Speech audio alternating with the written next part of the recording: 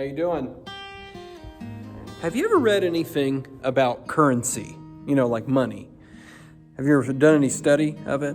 I've done a little bit, and right now I have some quarters in my hand here that I got some change from earlier. One of the most interesting things about currency that you may know but not really think about very much is where they get their value. Well, where do these quarters, how do we know how much these quarters are worth really? And really it all comes down to trust and how the country is doing, for instance, and that's what gives it its value.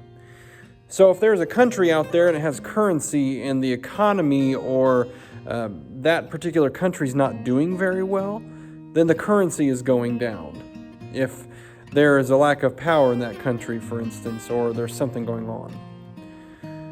Ephesians 2:10 says this: "We are God's workmanship, created in Christ Jesus to do good work." It's interesting when we think about that.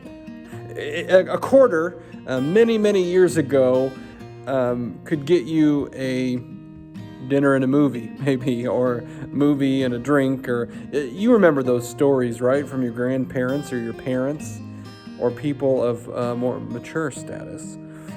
They would tell you that the quarter could go a long way.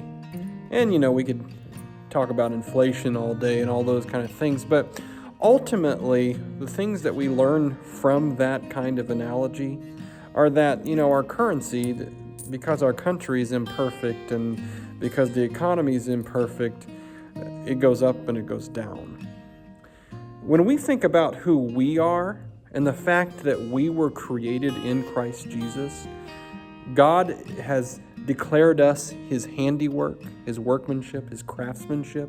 Even some versions say that we know that we don't gain our value from the things that we do, the things that we can produce, but we actually get our value from Him. He is the issuer of the currency, if you will.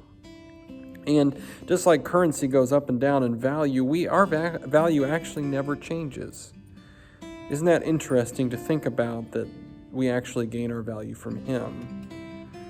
Now, we can get into these thought processes in our lives where we think that we are worth nothing.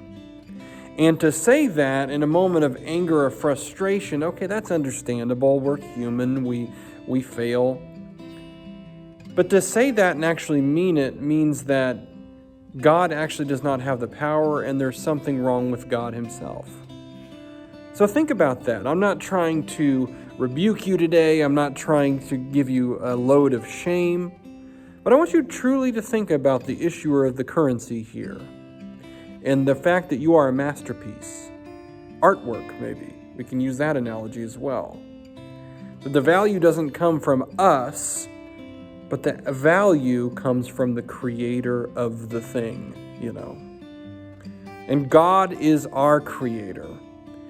And we can look up to Him, we can trust Him, and He will show us what kind of value we truly have.